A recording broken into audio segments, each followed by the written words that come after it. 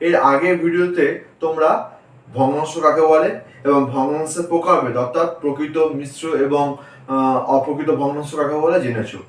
এখন দেখবে বা এখন তোমরা শিখবে অপ্রকৃত থেকে কিভাবে মিশ্র ভগ্নাংশ নিয়ে যাব, আবার মিশ্র ভগ্নাংশ থেকে কিভাবে অপ্রকৃত ভগ্নাংশ নিয়ে যাব।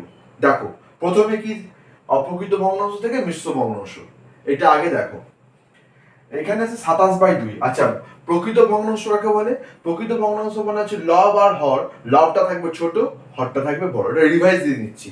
অপ্রকৃত মানে হচ্ছে ওপরে বড় নিচে ছোট, আর মিশ্র ভগ্নাংশ মানে হচ্ছে পূর্ণ থাকবে, ওপরে ছোট নিচে বড়।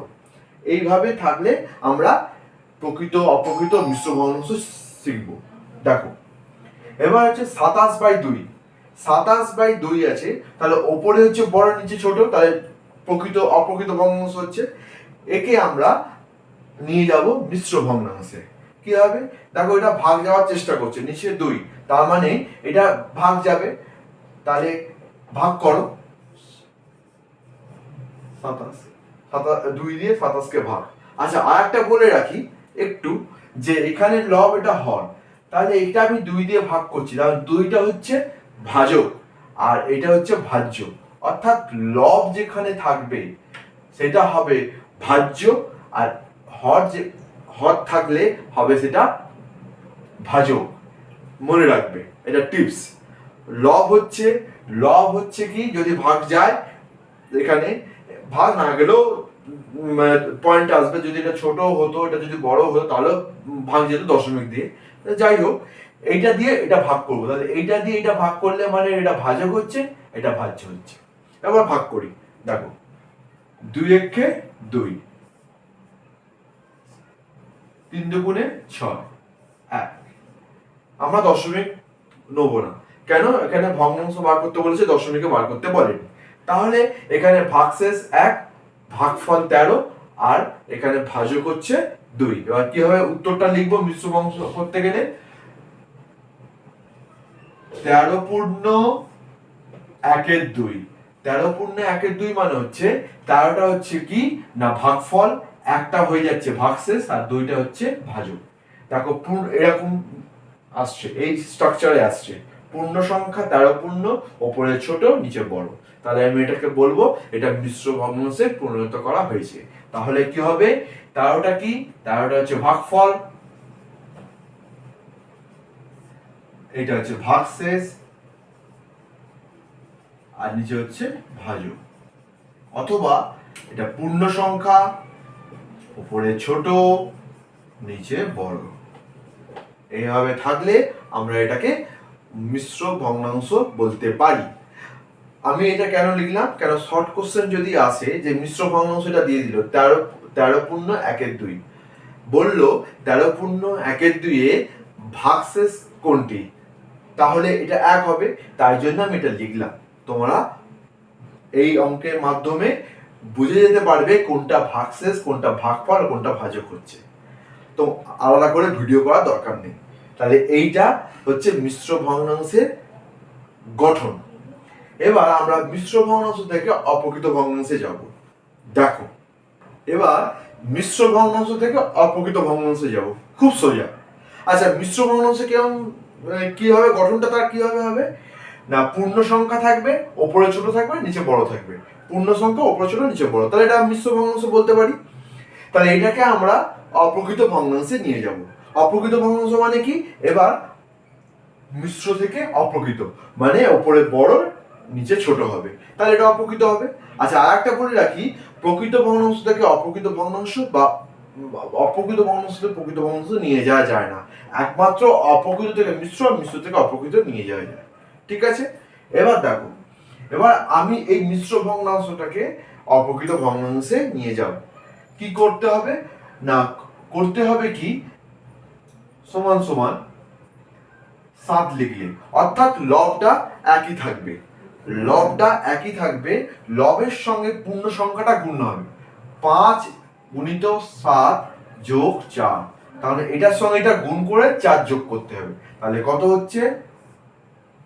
5 7 35, 35 আর 4 39/7, 39 এ 7। আচ্ছা এইটা হলো। আচ্ছা এইটা আমরা কিভাবে হবে, বা এইটা আমরা কিভাবে ব্যাক টেস্ট করব, অর্থাৎ আমরা এটা থেকে এটা কি করে নিয়ে যাব। দেখো, ভাগ করো, এটা কত হচ্ছে 5 7 35, এখানে 4, এটা 4 পূর্ণ 5 পূর্ণ 4 এর 7, দেখো এটা আসছে। অর্থাৎ আমার অঙ্ক ঠিক। তাহলে এটা কি আরেকবার বলি কি করতে হচ্ছে, না এটার সঙ্গে এটা গুণ করে এটা যোগ করে উপরে লিখবো, আর 7 যেরকম আছে বসে যাবে। অর্থাৎ লব যেটা আছে থাকবে, হরটা খালি চেঞ্জ হবে, হরটা বড় হবে। হরটা আনার জন্য আমাকে কি করতে হবে, লবের সঙ্গে পূর্ণ সংখ্যা গুণ করে, আর হরের সঙ্গে পূর্ণ সংখ্যা গুণ করে লবকে যোগ করতে হবে। অর্থাৎ লব লব গুণিত পূর্ণ সংখ্যা যোগ হর, এটা হচ্ছে এ গঠন বা ফর্মুলা, এটা আসবে। তাহলে আমরা এটার সঙ্গে হরের সঙ্গে পূর্ণ সংখ্যা গুণ করে তার সঙ্গে যোগ করে আমরা এটা পাচ্ছি। এটা বড় এবং ছোট, বড় ছোট, তার অপ্রকৃত ভগ্নাংশ। তাহলে প্রকৃত ভগ্নাংশ থেকে মিশ্র, অপ্রকৃত থেকে মিশ্র, বা মিশ্র থেকে অপ্রকৃত আমরা নিয়ে গেলাম। এবার কিছু শর্ট কোশ্চেন আছে, দেখে নাও, অতি অবশ্যই দেখে নাও, খুব কাজে লাগবে। দেখো, 3টে অঙ্ক আমি দিয়েছি। কেন দিয়েছি, না ক্লিয়ার হবে তোমাদের বুঝতে, এবং শর্ট কোশ্চেন তোমরা পেরে যাবে। এই এই এরকম ধরনের যদি থাকে, দেখো 7 পূর্ণ 1 2, এটা হচ্ছে মিশ্র ভগ্নাংশ, কারণ এটা পূর্ণ সংখ্যা আছে মানে মিশ্র ভগ্নাংশ, উপরে ছোট নিচে বড়। আচ্ছা, এই ভগ্নাংশটি ভাগফল ও ভাজক কত? এই ভগ্নাংশটি অর্থাৎ মিশ্র ভগ্নাংশটি ভাগফল ও ভাজক কত? তাহলে মিশ্র ভগ্নাংশ তুমি জানো ভাগফল, ওপরে ভাগশেষ, নিচে ভাজক, মানে এইটা বা এইটা যেরকম ভাবেই তোমরা বুঝো না কেন। তাহলে এখানে বলছে ভাগফলটা কোনটি, ভাগফল মানে এইটা, তার মানে পূর্ণ সংখ্যাটা, তাহলে হবে ভাগফল হবে 7, আর হচ্ছে ভাজক, ভাজক কত হবে, ভাজকটা কোথায় থাকে, নিচে, অর্থাৎ 2। এটা হচ্ছে ভাগফল, এটা হচ্ছে ভাগশেষ, এটা হচ্ছে ভাজক। আচ্ছা, এই ভগ্নাংশটি ভাষায় প্রকাশ করো, মানে 7 পূর্ণ 1 2, বা আমরা কি লিখবো,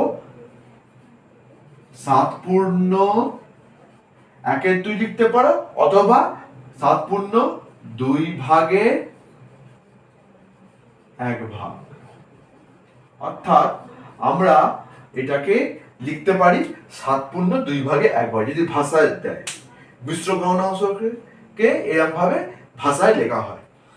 এই ভগ্নাংশটি বিস্তারে লেখো, অর্থাৎ এই ভগ্নাংশটাকে বিস্তারে লেখো। কিভাবে বিস্তারে লিখবে, 7 যোগ 1 2, 7 যোগ 1 2।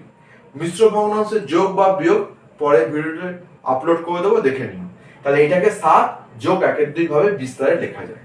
এই 3টে প্রশ্ন জানা থাকলে ভবিষ্যতে তোমাদের কাজে লাগবে, কারণ এগুলো শর্ট কোশ্চেন তোমাদের দেবে। তাই জন্যে আমি এই ভিডিওতেই 3টে শর্ট কোশ্চেন বলে দিয়েছি।